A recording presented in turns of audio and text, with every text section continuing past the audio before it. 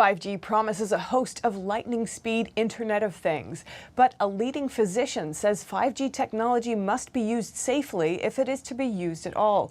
One sensitive resident couldn't agree more.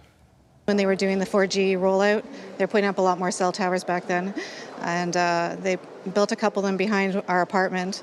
And at that point, after the first tower went up, I started having a lot of symptoms, and I didn't relate it to the tower. After the second one went up, within a few weeks, I became very, very sick and became fully electrosensitive. Cell phones, cell phone towers, wireless internet routers, cordless phones, and smart devices, as well as wireless wearables, give off invisible waves in the electromagnetic spectrum, or EMS. Symptoms can include poor sleep, fatigue, headaches, nausea, dizziness, heart palpitations, memory impairment, and skin rashes. Certain type of people will react more intensely to the radiation. And if you've had a lot of exposure, then you're going to have, eventually you're going to have a sensitization. Dr. Riina Bray, a leading physician on EMS and its symptoms, says at least 3% of the population is sensitive to EMS, and the numbers are growing. It's been increasing exponentially, I would say, in the last 15. I didn't see much of it 20 years ago, but in the last 15, it's just been inching, and then all of a sudden just taking off. So it's really quite alarming, actually. 5G networks carry a lot of information and use higher frequency and millimeter waves, meaning stronger and denser electromagnetic emission.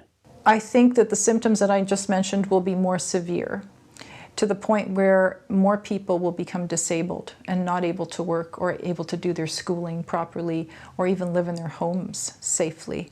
It's going to be a huge burden on the healthcare system. Chalmers has to move homes frequently to escape radiation. I had to leave the country actually for a little while and go live in a radio-free zone down in Green Bank, West Virginia. It's the only legally protected area radio-free zone in the world. Dr. Bray says the footprint is only going to get larger. 5G is a millimeter wave. It penetrates a little deeper. It has a lot of energy carrying through it, and it's pervasive. It's all over the place. It's like a blanket that just basically takes over every little space in a city or a town. If 5G rolls out on a larger scale, tens of thousands of people like Chalmers will have nowhere left to go.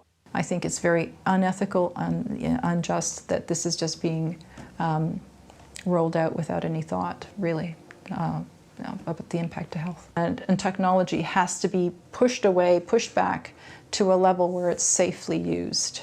Reporting by Eric Rusick, NTD News, Toronto.